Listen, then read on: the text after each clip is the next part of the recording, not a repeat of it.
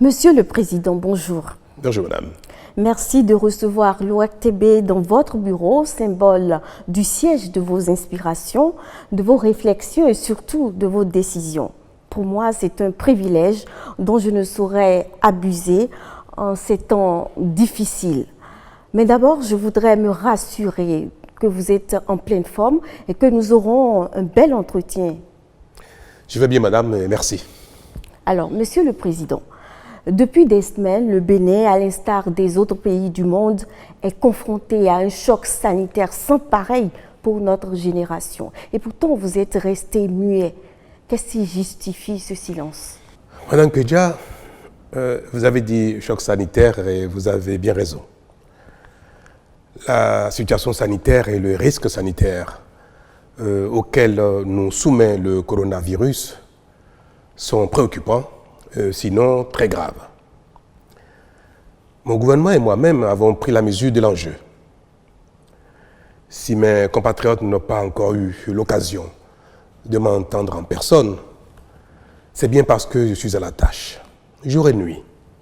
Minute après minute, je m'implique personnellement dans tous les segments de la riposte. La collecte des données au plan national et international, leur analyse, l'appréciation des impacts sanitaires, médicaux, financiers, économiques et sociaux, les projections à court et moyen terme, la stratégie et la mise en œuvre d'actions, le suivi et l'évaluation des recommandations et des opérations. Je sais combien il est indispensable, utile de parler pour expliquer, pour rassurer, et obtenir l'adhésion de tous à la stratégie et aux décisions. Mais, madame, sachant que la plupart des Béninois, de mes concitoyens, nous font confiance, j'ai consacré mon esprit à l'analyse sereine de la situation et de toutes ses implications. C'est pour moi l'occasion de remercier l'ORTB de me donner l'occasion de vous dire, madame, à vous et à mes compatriotes, que la situation est vraiment grave et que le risque est grand. Mais rassurez-vous madame, je voudrais pouvoir rassurer mes compatriotes que empêcher le coronavirus de se propager au Bénin et d'y faire beaucoup de victimes est à notre portée. Les actions engagées par le gouvernement et les mesures prescrites sont susceptibles de nous faire gagner si chacun de nous joue bien sa partition. Mais, Monsieur le Président, ne trouvez-vous pas que votre gouvernement et vous-même avez manqué de promptitude dans la prise de décision et surtout que celles-ci ne sont pas aussi radicales qu'elles auraient dû être? Madame, la ligne de conduite du gouvernement est la définition et la prescription pertinente des actions et mesures de la riposte, ainsi que leur timing réaliste de mise en œuvre. Pour donner des résultats palpables, il y a des mesures qui doivent être mises en œuvre par package. Certaines mesures n'ont pas le même degré de pertinence partout et d'autres nécessitent même que les acteurs concernés disposent d'un minimum de temps pour s'apprêter. Il y a aussi des actions et des mesures qui ne sont pas soutenables trop longtemps dans notre contexte et pour lesquelles il faut trouver le bon timing de mise en œuvre.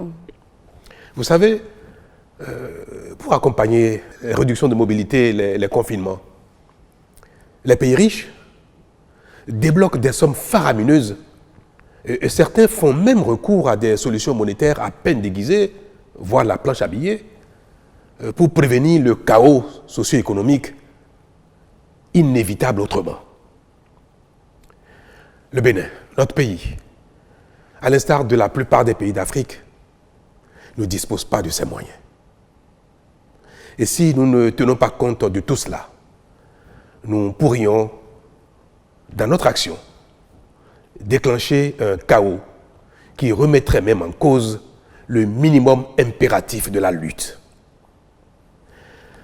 Il y a également un autre facteur très déterminant que le commun des commentateurs ne peut percevoir, c'est l'après-Covid. Parce que ce combat, nous allons le gagner, forcément. Nous devons donc combattre le virus et le vaincre, mais sans compromettre notre survie après victoire. Si nous prenons des mesures qui affament tout le monde à la fois et trop longtemps, elles finiront très vite par être bravées et bafouées sans avoir permis d'atteindre les objectifs. Je vous donne un exemple. Contrairement aux citoyens des pays développés, d'Amérique dont je viens de parler, d'Asie, d'Europe, la grande majorité des Béninois ont un revenu non salarial. Combien de personnes au Bénin ont un salaire mensuel et qui peuvent attendre 2, 3 semaines, 4 semaines, même sans travailler, et vivre des revenus du mois? Combien? Comment peut-on donc, dans un tel contexte, où la plupart de nos concitoyens donnent la popote avec les revenus de la veille, comment donc peut-on décréter sans préavis un confinement général de longue durée? Les mesures que nous venons de prescrire, madame, et qui vont entrer en vigueur dès demain, lundi, nous permettront d'empêcher la propagation du virus à l'intérieur du pays, tout en préservant l'activité économique dans une partie du territoire et en réduisant seulement la mobilité de certains acteurs dans la zone critique. C'est un exercice très difficile qui requiert sérénité, sang-froid et perspicacité. Nous avons pris des mesures, les mesures qui s'imposent, avec un sens de responsabilité et discernement. Nous veillerons donc, sans complaisance, à leur respect par tous. Alors finalement, Monsieur le Président, quelle est votre intime et profonde conviction par rapport à ce qui nous attend à court et à moyen terme? Madame, ce que je voudrais dire à mes compatriotes est que la menace est sérieuse. Elle est grave. Mais que nous avons collectivement les moyens d'y faire face. Notre survie individuelle et collective est entre nos mains. Elle est entre les mains de chacun d'entre nous, pris individuellement. Chacun de mes compatriotes, vous et moi, pris individuellement, est responsable désormais de notre survie. Nous n'avons pas besoin de beaucoup d'intelligence, de beaucoup de moyens, de beaucoup d'imagination. Il nous suffira simplement à chacun de respecter les mesures, les prescriptions qui ont fait leur preuve par ailleurs. Cela nécessitera, c'est sûr, beaucoup de sacrifices. D'énormes sacrifices pour certains. Mais à la fin, chacun sera fier d'avoir joué sa partition, d'avoir lui aussi payé un certain prix et d'avoir vaincu lui aussi le coronavirus. Nous sommes une grande nation.